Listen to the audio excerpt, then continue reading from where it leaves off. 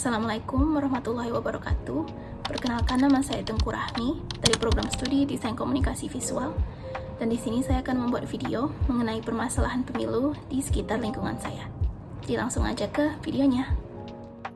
Masalah yang akan saya bahas di sini berkaitan dengan golongan putih atau golput saat diadakannya pemilu.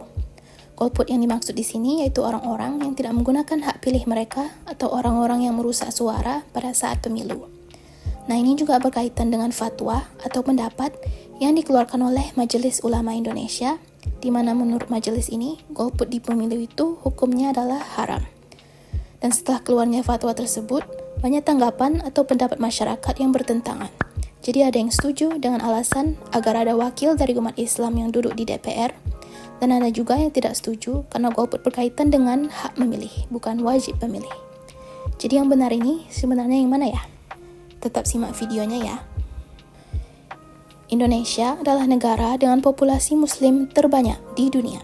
Dan justru kita sebagai masyarakat muslim harus menerapkan agama Islam dalam seluruh aspek kehidupan. Termasuk bagaimana cara memilih pemimpin, yang perlu dilihat kalau sistemnya sudah sesuai dengan syariat Islam atau belum.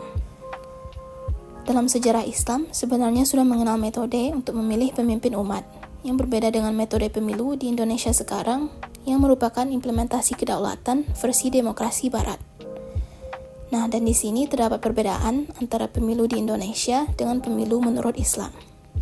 Yang pertama, pemilu di Indonesia menyerahkan urusan pemilihan pemimpin kepada seluruh rakyat dan membatasinya pada orang yang dikehendaki oleh rakyat. Sedangkan dalam Islam, pemilihan pemimpin atau khalifah dilakukan oleh al-Khali wa al-Aqdi, atau orang-orang yang memiliki kedudukan dalam memilih pemimpin. Dan baru setelah itu diikuti dengan janji setia atau baiat dari seluruh rakyat tanpa ada pembatasan. Yang kedua, pemilu di Indonesia memberi satu hak suara terbatas pada setiap orang, karena yang akan menjadi pemimpin dihitung dari suara mayoritas. Sedangkan dalam Islam, baiat yang sifatnya umum dilakukan berdasarkan ridho manusia dan kesediaan mereka memberikan janjinya. Jadi dilakukan proses musyawarah tanpa memperhatikan perhitungan suara. Yang terakhir, pada pemilu sekarang, terdapat calon-calon lain yang ikut bertarung untuk mendapatkan pilihan atau janji dari rakyat.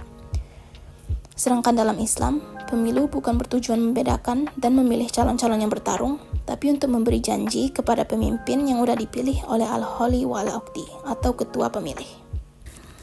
Di sini saya menggunakan metode studi literatur dan juga wawancara untuk mengumpulkan data dan informasi.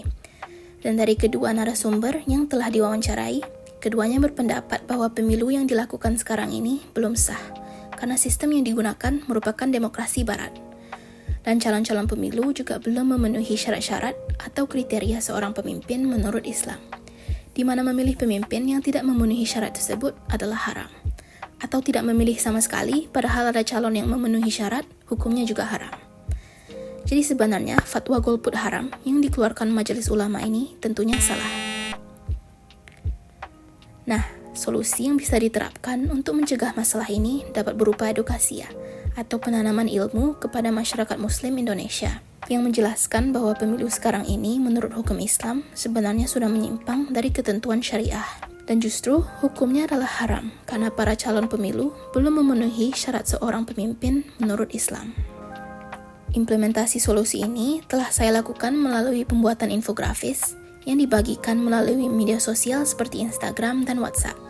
Yang mudah-mudahan melalui infografis ini bisa mengingatkan umat atau masyarakat Muslim di Indonesia bahwa setiap perbuatan atau pilihan yang kita lakukan di dunia ini akan diminta tanggung jawabnya nanti di akhirat. Jadi pemilihan umum dalam pandangan Islam dapat digunakan bukan sebagai satu-satunya cara, tapi sebagai salah satu cara dalam kehidupan kenegaraan. Apabila negara yang bersangkutan telah memilih jalan demokrasi sebagai satu-satunya dalam kehidupan berbangsa, bernegara, dan bermasyarakat. Akan tetapi, demokrasi yang dimaksud di sini adalah demokrasi yang sesuai dengan ketentuan syariah.